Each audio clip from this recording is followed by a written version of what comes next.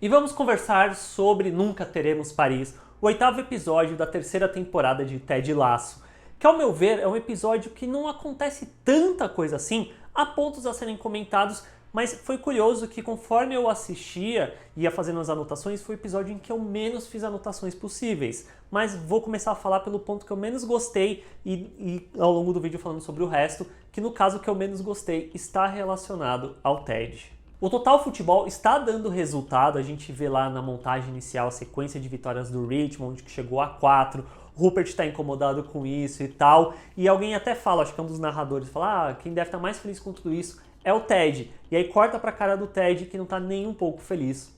Não por conta disso, mas pelo fato de que o Henry veio passar um tempo com ele, só que veio junto também a ex do Ted, a Michelle, junto com o Dr. Jacob, já que ele vai levá-la para Paris. E para o Ted, essa viagem a Paris quer dizer apenas uma coisa, que é o Dr. Jacob vai pedir a Michelle em casamento, e isso é algo que vai corroendo ele por dentro, talvez muito nesse lugar dele perder esse posto que ele tem enquanto figura paterna nessa família, da relação dele com a Michelle, da relação dele com o Henry, ele perder esse lugar e isso vai corroendo ele, ao ponto dele chegar para Rebecca e pedir para ela ajuda para contratar um detetive particular para investigá-los e tal, que parece algo muito fora da curva, vindo do Ted quanto personagem, não só por conta disso, mas por conta também de toda a evolução que eu senti que ele passou, tanto na primeira quanto na segunda temporada. Mas a cena que mais me pegou veio um pouco antes dessa dele com a Rebecca, que ele tá ali reunido com os Diamond Dogs, que tem primeiro a parte do Trent Cream, que eu achei muito perspicaz o comentário dele relacionado ao capitalismo tardio,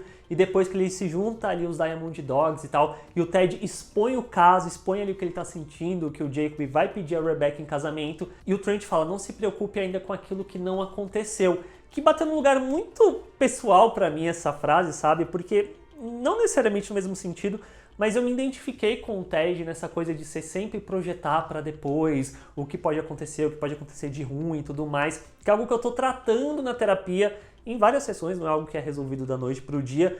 E relacionado ao Ted, e aí volto à questão da Rebecca, parece muito estranho nesse sentido de que havia uma evolução do personagem que parece que essa terceira temporada coloca ele andando em círculos em torno da mesma questão e nunca exatamente chega em nenhum lugar, parece que vai ir para algum lugar, mas não vai. Eu acho que a falta da doutora, da terapeuta lá da segunda temporada, também é uma ausência grande, sabe? Porque tem um vislumbre ali no começo da temporada de que o Ted tá mandando mensagem para ela, que eles têm as sessões, mas isso é totalmente esquecido também, porque eu acho que poderia ser um elemento resgatado em qualquer momento da temporada, mas eu acho que esse em particular seria muito bom pro desenvolvimento do Ted, mas parece que aí vem essa questão do detetive particular, ele ficar preso a essa obsessão de que a Michelle vai ser pedida em casamento e tal, que eu não sei exatamente o quanto agrega para a narrativa, além de colocar o Ted sempre nesse lugar de distanciamento, de estar distante do time, de todas as coisas, e no caso desse episódio, distante do próprio filho. No fim, justamente isso, o Ted está com a cabeça em outro lugar, ele não está aproveitando o tempo com o filho ali novamente. E aí, no dia de folga do Ted, que ele está disposto a fazer qualquer coisa com o filho, o Henry quer ir assistir um jogo de futebol e o único que está passando é o do West Ham, que eles vão, o Henry dá tchau pro Nathan, que ele tem uma reação meio dúbia nesse momento de não dá pra saber exatamente se ele gostou de vê-los ali ou se ele ficou com raiva, mas eu acho que ele gostou, pela consequência do que vem depois que eu comento mais pra frente. Mas principalmente no pub, quando a gente vê que começa a tocar Beatles, que o Henry até fala, olha pai, tá tocando, e o Ted simplesmente não está prestando atenção no que tá acontecendo, ele não tá ali no momento com o filho. E aí nessa sequência a gente tem dois pontos. O primeiro deles é que o Coach Beard falou, de fato é verdade, a música Hey Jude foi escrita pelo Paul McCartney e inicialmente a música se chamava Hey Jules, já que o Paul McCartney escreveu a música para o Julian Lennon, que era filho do John Lennon, junto com a primeira esposa dele, a Cynthia. E o casal estava se separando e o Paul McCartney escreveu a canção para a criança que na época tinha 5 anos de idade e tal, e aí depois acabou se tornando Hey Jude. E dá pra ver que o Beard tá ciente ali de como o Henry tá se sentindo e a conversa entre os dois acaba sendo muito legal. E a escolha da música é extremamente proposital para dialogar com o que o Henry tá passando também, relacionado à mãe e o pai. E o segundo ponto é a Rebecca jogando umas duras verdades na cara do Ted, dele aproveitar o tempo com o filho em vez de ficar se preocupando com a Michelle, se ela vai se casar ou não, que meio que esse tempo já passou. Mas claramente não passou exatamente porque o Ted ainda tá sentido de alguma forma em relação a isso, tanto que ele ainda tenta ver ali na mão dela se tem um anel, uma aliança de noivado, tal. Só que aí temos ali a sequência final em que ele tá olhando pela janela e vê que nem o Henry cumprimentou ali o Jacob na hora de ir embora e ficou um climão ali meio estranho entre ele e a Michelle, que eles não exatamente se beijam nem nada direito, o que pode ser que a relação não está boa ou que talvez de fato ele tenha pedido ela em casamento, só que ela não aceitou. Ou seja, talvez o relacionamento dos dois não esteja às mil maravilhas, como o Ted imaginava ao ponto dele pedir ela em casamento e ela aceitar e tal. E isso acaba fechando essa questão relacionado ao que o próprio Riggins falou lá no começo do episódio, nos Diamond Dogs, dele antes ter a informação para depois surtar, dele não surtar antes de ter a informação, sabe? Aí no meio do caminho nesse episódio a gente tem o Nathan e nessa coisa dele, que ele tá junto com a Jade e tal, e claramente há um relacionamento ali, mas ele não sabe se ela quer rotular esse relacionamento e tal, ao ponto dele tentar fazer a sua versão dos Diamond Dogs, né, os Love Hounds ali, com uma espécie de um Higgins, uma espécie de um Roy Kent, mas não dá muito certo, além do fato de que ele chama o Rupert, mas o Rupert cagou e andou 1000 baldes pra ele. Mas aí no final dá certo a questão dos dois juntos ali, porque parte da própria Jade falar que ele é o namorado dela e tal. Só que o ponto principal relacionado ao Nathan nesse episódio talvez não seja nem relacionado a isso, nessa jornada de redenção do personagem, mas muito mais dele ter visto o Ted junto com o Henry ali, e aí você vê depois que ele, no final, quando tá ali com a Jade, ele tá olhando essa matéria ainda ali no computador, mas aí quando ele vê que o Rupert mandou pra ele que não vai mais isso, não vai mais acontecer e tal, seria o momento dele se impor relacionado ao Rupert, porque eu sinto que essa narrativa em torno do Rupert, o lado sombrio da força e tudo mais, meio que foi esquecida no final das contas também ao longo dessa terceira temporada. E se é pra ser esquecida, talvez poderia já ter sido concluída agora e falar justamente, não tem problema, achei engraçado e tal. Só que aí não, ele dá um passo pra trás de novo e continua meio que aceitando o que o Rupert quer. E aí a gente tem aquele que tem um vídeo íntimo vazado no que eles chamam lá de um leak gigantesco e tal. Aí a Jack diz que vai resolver, mas o que a Keely acaba recebendo é uma carta, uma declaração escrita por um advogado em que ela tem que pedir desculpas pelo que ela fez e tudo mais. O que a deixa extremamente chateada, é algo que a atinge, porque a Keely não teve culpa de nada, a culpa é daqueles que vazaram isso tudo.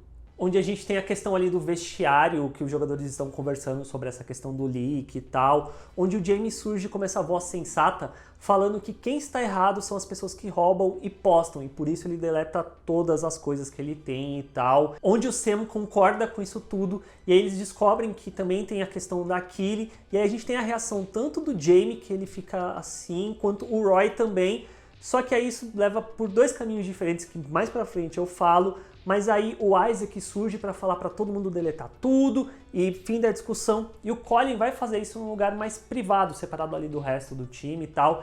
E o Isaac vai atrás para chamar a atenção dele em relação a isso. Ainda pega o celular do Colin e descobre que o Colin é gay. E aí fica esse mistério, esse drama que, ao meu ver, parece meio desnecessário da reação do Isaac em relação ao que ele vai fazer, porque provavelmente, quando isso for retomado, vai ser ele pedindo desculpa pro Colin por ter pegado o celular dele, que ele ficou envergonhado pela atitude dele de ver essa questão toda do Colin, que não era o lugar dele de fazer isso, e vai ser meio que ficar por isso mesmo, vai ficar resolvido nessa questão, porque vendo... A gente não tem tanto do Isaac no final das contas, né? Mas vendo o personagem do que teve até então dele, ele parece ser uma pessoa sensível à relação aos outros, ao que os outros sentem e tal, mesmo ele sendo um turrão daquele jeito dele, eu não imagino indo para um outro lugar a não ser esse que eu citei agora há pouco. Então parece um drama meio desnecessário. Voltando a Keely, toda a cena dela com a Rebecca, pra mim, é ouro dentro dessa série. Eu amo a relação das duas e temos mais um pouco dentro desse episódio. Se no episódio anterior a Rebecca já tinha falado pra Keely sobre como coisas brilhantes oxidam e tal, nesse episódio ela vem com esse outro conselho falando para que lhe dá uma chance para Jack a surpreendê-la. E as maneiras que a Jack vai surpreendendo não são positivas, né? Porque tinha a questão daquele evento que elas iriam juntas e aí por conta do vazamento, a Jack apenas decide não ir e não pergunta para Keely o que ela acha em relação a isso. Depois esconde o relacionamento das duas quando encontra uma amiga ali no mini golf.